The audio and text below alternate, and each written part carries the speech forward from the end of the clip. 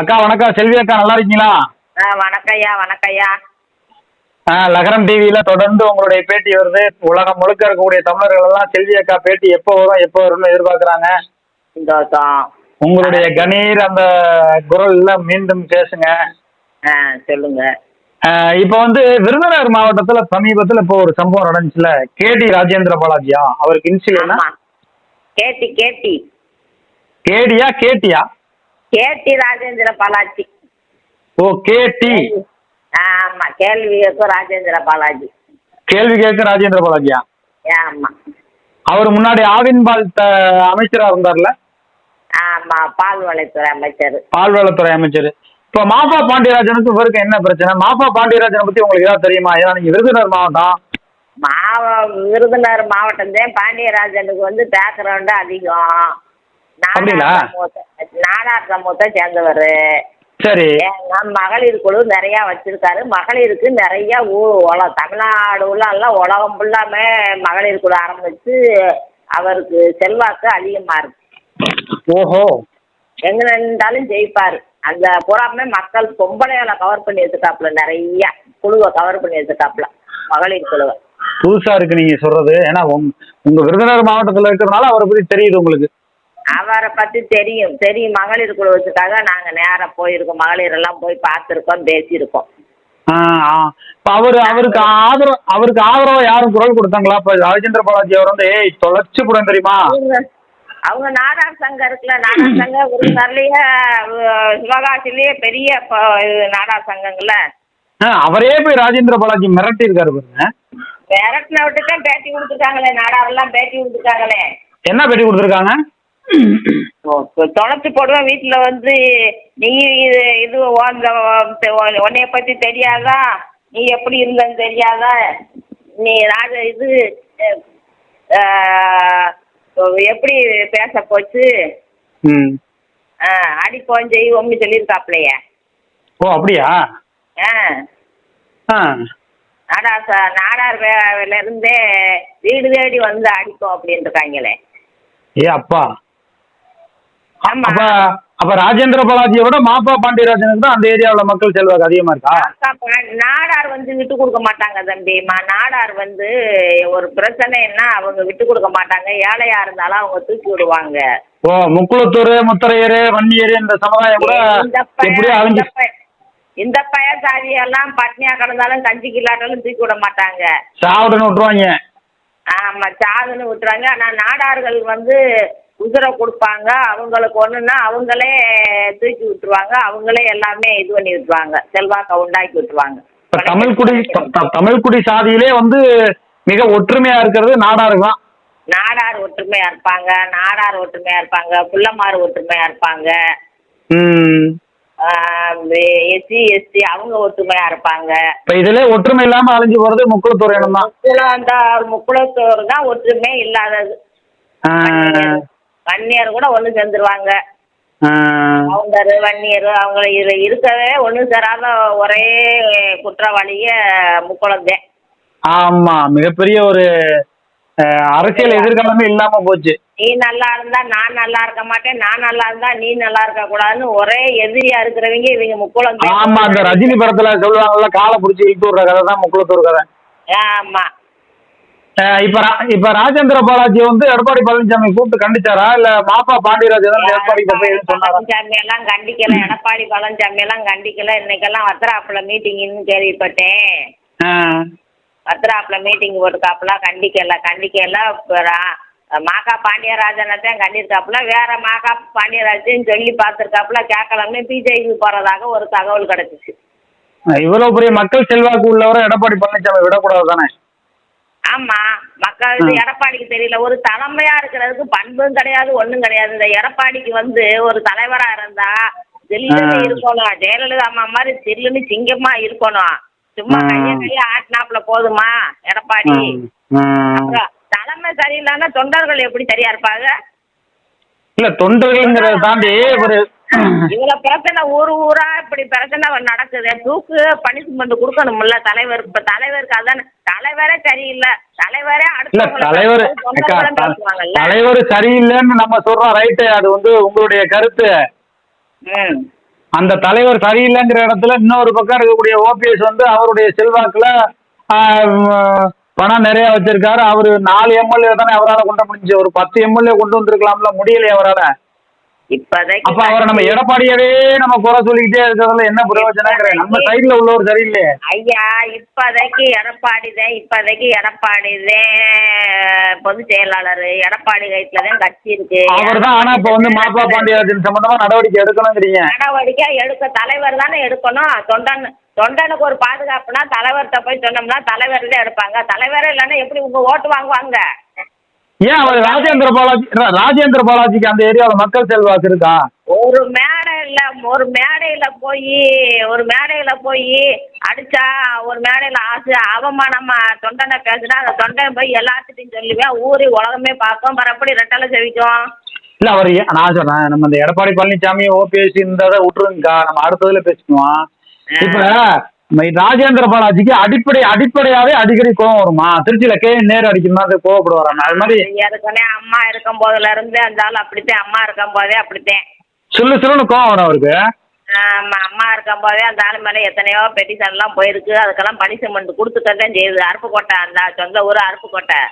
அருப்புக்கோட்டை அவருக்கு. ஆமா, சொந்த ஊர். அவர் பரம்பரையா பணக்காரரா இல்ல எப்படிக்கா? என்ன தொழில் உங்களுக்கு? விவசாயமா? அடிப்படையா எல்லாம் பணக்காரங்க கிடையாது. பரம்பரையெல்லாம் பணக்காரங்க. இப்ப கட்சியில வந்து மந்திரியா போயிட்டேன்.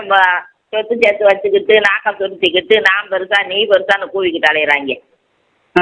இப்போ அந்த ராஜேந்திர பாலாஜிக்கு அடுத்து அதிமுக அங்க இருக்கக்கூடிய பொறுப்பாளர்கள் யாரு? சாக்கோட்டை அவர் பேர் என்ன? சாத்தூர் பேர் என்னமோ ஒரு பேரு சாத்தூர். நிறைய பேர் இருக்காங்க. முன்னாள் எம்எல்ஏ நினைக்கிறேன். முன்னாள் எம்எல்ஏ தினகரன் தந்துக்கிட்டு உட்கார்ந்துட்டார்ல. ஆமா, தாமரக்கண்ணியே இப்ப இந்த ஏரியாவெல்லாம் நாடா இருந்தேன். தாமரக்கண்ணி அந்த காலத்துல நான் சின்ன பிள்ளையில எல்லாம் தாமரக்கண்ணி தான். விருதுநகர் மாவட்டம்லாம் தாமரக்கண்ணி இல்லாட்டும் விருதுநகர் மாவட்டம் சுயேட்சா கூட நின்று செவிச்ச தாமரக்கண்ணி மகனாலேயே அதை காப்பாற்ற முடியல. இந்த ராஜேந்திர பாலாஜி என்னாப்புல காப்பாத்திருவாரா? அவர் தானே இத்தனை வருஷமா அமைச்சரா இருந்திருக்காரு. மக்களை வந்து மாவட்ட செயலாளர்கள் வந்து அடிப்படை தொண்டைங்கிட்டத்தான் பவரே இருக்கு. மாவட்ட செயலாளர் தெருவா போய் குளிக்கிட்டு அலையிறாங்க. விருதுநகர் அதிமுக ராஜேந்திர பாலாஜி கட்டுப்பாட்டுல இருக்கா? எடப்பாடி பழனிசாமி கட்டுப்பாட்டுல? மேடையில எவனுக்கு துண்டு போட்டேன் எவனுக்கு துண்டு அளவா பார்ப்பாங்க. யாருக்கு வேணாலும் போடட்டும். நம்ம துண்டை கழிச்சு போட்டு நமக்கு வேண்டாம் மக்கள் தான் வேணும்னாச்சும் அந்த இடத்துல ஜெயிக்க முடியும். இல்ல, இன்றைய அரசியல்வாதிகள் வந்து இகழ்ச்சி புகழ்ச்சி இரண்டையும் சமமா கருதக்கூடிய அரசியல்வாதிகள் இல்ல தானே பெரும்பாலும்? இல்ல. ஆமா, இல்ல. இதா அவனுக்கு வந்த நிலைமை தானே நமக்கு வரும். நம்ம எப்படி போய் எதுக்கு வேலை பார்க்கணும்ட்டு நாளைக்கு பூத்துக்கே ஆள் கிடைக்காது. ஆமா, பூத்துக்கே ஆள் கிடைக்காது. ஆமா. இப்படி போய் துண்டு போடுறவன போய் அடிச்சா அப்புறம் அவங்க என்ன பண்ணுவாங்க? அவன் துண்டு போட்டா போட்டு பாரு. இப்ப என்ன அவன் காசு தானே போகுது, நம்ம காசா போகுது. நமக்கு துண்டு போட்டேன். இப்ப ராஜேந்திர பாலாஜி காசு கொடுத்து அந்த துண்டு வந்து அவருக்கு போடலன்னா ரைட்டு, நீ அடிக்கிறது நியாயமானது. நான் காசு கொடுத்தேன்டா, அந்த துண்டை எனக்கு போடாம நீ மாப்பா பாண்டியராஜனுக்கு போட்டேன்னா அடிச்சா ரைட்டு. இப்ப காசு கொடுத்தா இப்ப மீட்டிங் எல்லாம் போடுறாங்க. தொண்டை காசுல தானே மீட்டிங்கு போறாங்க. வழக்கமா தாடி பொண்டாட்டிட்ட வாங்கி தானே கட்சிக்கு செலவழிக்கிறாங்க. அவங்களுக்கே ஒரு அவமானம்னா இவங்க எப்படி ஓட்டு வாங்குவாங்க? ஆமா. மாவட்ட செயலாளர் விருதுநகர் மாவட்ட செயலாளர் இருந்து என்ன புடுங்கவா?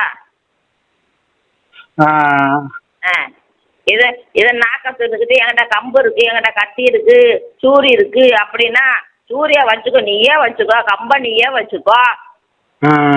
ஒரு தொண்டனுக்கு ஒரு செயலாளருக்கு ஒரு அழகு வேண்டாமா? சரி, இப்போ வந்து மாப்பா பாண்டியராஜனுக்கு 2026 வாய்ப்பு கொடுத்தா வெற்றி பெறுவதற்கு வாய்ப்பு இருக்கு. அதெல்லாம் ரெட்டலையில நின்று செவிக்காட்டில வேற சுயேட்சா நின்றாலும் நாடகமாரி சப்போர்ட் இருக்கும். செவிச்சு போடுறோம்ல பாண்டியராஜன். மகளிர் குழு நிறைய வச்சிருக்காங்க. இல்லக்கா, அவரை ஏன் வந்து வேற கட்சிக்கு போக விடணும்? 1000 தான் இருந்தாலும் அதிமுக வந்து அம்மா கட்சி, எம்ஜிஆர் கட்சி. அது வந்து தலைவர்களுக்கு தான் தெரியணும்பா. இல்ல, நடவடிக்கை தலைமைக்கு தான் நம்ம போக விடக்கூடாது. நல்ல தொண்டர்கள் எல்லாம் போக விடக்கூடாதுன்னு தலைமைக்கு தான் தெரியணும். ஒழிச்சு தலைமைக்கு தெரியாம இவங்க வாட்டிக்கு நீ பையான்னா. ஆனா தென் மாவட்டத்துல அந்த பிரச்சனை ஏற்பட்டதுனால நாடார் சமுதாய ஓட்டு வந்து அதிமுகவுக்கு. ஆமா, போக மாட்டாங்க. சிறுவாம்மான்னு இவங்க சொல்லிக்கிட்டே போக வேண்டியதான். ஒவ்வொருத்தர் ஜாதிக்காரங்களும் இப்படி கவலைப்படுத்தி விட்டா அடுத்து வந்து நாடார் ஓட்டெல்லாம் பாரு, எல்லா ஓட்டுமே வராம போயிடும்.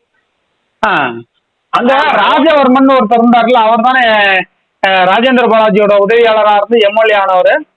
ஆமா, இப்ப 2 பேர்த்துக்குமே லடாக் இருக்கும்னு நினைக்கிறேன். ஆமா, ராஜவர்மன் வந்து ஆளு கொஞ்சம் குட்டையா இருப்பார், ஆனா நல்ல பணக்காரர் போல இருக்கு, தேவையானதை மக்களுக்கு செய்யக்கூடியவர் தான் போல இருக்கு. கோயில்பட்டிக்காரர் நினைக்கிறேன் அவர். கோயில்பட்டியா சாத்தூர்காரா தெரியல. சாத்தூர் தொகுதி முன்னாள் எம்எல்ஏன்னா பாத்துருக்கோம். ஆமா, நல்லா இருந்தாங்க. திருப்பி அதான் உள்ள கூட எல்லாம் வர்றது தானே செய்யும். ஆமா, அப்ப இவரோட ராஜேந்திர பாலாஜியோட குணம் இப்படி மூர்க்கத்தனமா இருந்துச்சுன்னா அப்புறம் அவர் கூட இருக்க உதவியாளரோ அவங்கள்ட்ட இருக்கக்கூடிய 2ஆம் கட்ட நிலையில உள்ளவங்களோ அவங்களுக்கு முக்கியத்துவம் கொடுக்கறது தானே வாடிக்கையான ஒண்ணு.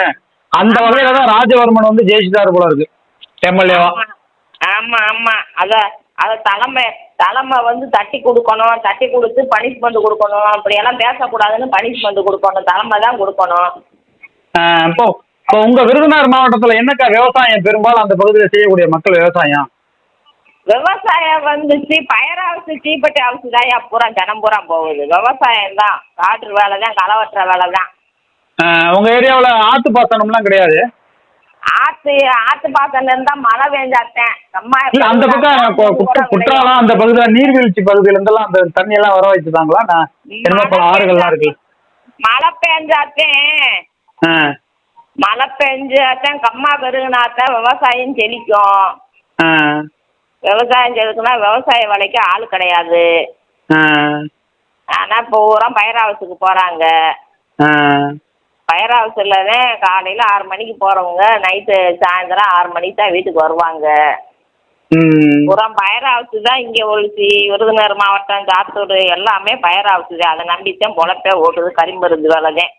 அப்ப மாப்பா பாண்டியராஜன் வந்து அடுத்த முறை ஜெயிச்சுட்டாருன்னா, ஒரு அமைச்சர் பதவி வாங்கிட்டாருன்னா நிச்சயம் அந்த ஏரியா மக்களுக்கு நல்லது செய்வாருங்கிறீங்க? ஆமா, விருதுநகர், சாத்தூர், சிவகாசி அந்த பக்கம் நிறைய மகளிர் குழு வச்சிருக்காப்புல பாண்டியராஜன். அடிப்படையா வந்து எந்த கட்சியிலயும் இருந்தாலும் இல்லைன்னாலும் அவர் விருதுநகர் மாவட்டம் பூரா நாடார் வந்து சப்போர்ட் பண்ணுவாங்க. நாடாக்கமார் வந்து பாண்டியராஜனுக்கு சப்போர்ட் கிடைக்கும். அவங்க புறம் சொல்லி வச்சாப்புல தங்க வச்சிருக்காங்க, ஜெயிக்க வச்சிருவாங்க. எந்த கட்சியில பல கட்சியில இருந்தா கூட சனம் அவங்க ஜாதி வெறியோட இருப்பாங்க. இப்போ உங்களுடைய கருத்துப்படி பாத்தீங்கன்னா மாப்பா பாண்டியராஜன் வந்து இந்த கட்சியிலே இருக்கணும், இருக்கக்கூடிய மக்கள் செல்வாக்கு வச்சு 2026ல ஜெயிச்சாதான் ராஜேந்திர பாலாஜிக்கு ஒரு போட்டியா உள்ள ஒரு ஆளா, சரியான ஆளா இருக்கும் உள்கட்சியாக இருந்தாலும். ஆமா ஆமா, அதாவது மாப்பா பாண்டியராஜன் வந்து எந்த அளவுக்கு மக்கள் செல்வாக்கு உள்ளவர், மகளிர் மன்றத்துக்கு குழு எல்லாம் பணம் கொடுத்தவர், உதவி பண்ணவர், சுயேட்சையா நின்னாலும் ஜெயிப்பாரு அப்படிங்கிற பல்வேறு விஷயத்தையும் சொன்னீங்க. கேடி ராஜேந்திர பாலாஜியோட மைனஸ், அதாவது அடிக்கடி கோவப்படுவாரு, நாக்கு துத்துவாரு, மோத்தங்கம்மான்னு பேசுவாரு, அப்படி தொண்டர்களை மதிக்காதவர் அப்படிங்கிற பல்வேறு கருத்துக்களை சொல்லிருக்கீங்க. எடப்பாடி பழனிசாமி வந்து இப்போதைக்கு அவர் தான் பொதுச்சாளர். நம்ம 1000 விமர்சனம் அளிச்சாலும் அவர் தான் பொதுச்சாளர். அது வந்து அவர் வந்து கட்சி சின்ன எல்லாம் எடப்பாடி பழனிசாமி தான் இருக்கு. உரிய நடவடிக்கை இந்த விஷயத்துல விருதுநகர் மாவட்டத்துல எடுக்கணும் அப்படிங்கிற பல்வேறு கருத்துக்களை சொல்லியிருக்கீங்க. மாப்பா பாண்டியராஜன் போன்ற நல்லவருக்கு குரல் கொடுத்திருக்கீங்க அப்படிங்கிற செய்தியோட நம்ம முடிக்கிறோம். உங்களுடைய நல்ல நோக்கங்கள் வெற்றி பெற வாழ்த்துக்களுக்கு இன்னொரு செய்தியில சந்திப்போம். நன்றி, வணக்கம். நன்றி ஐயா, நன்றி ஐயா, நன்றி. நன்றி. நன்றி.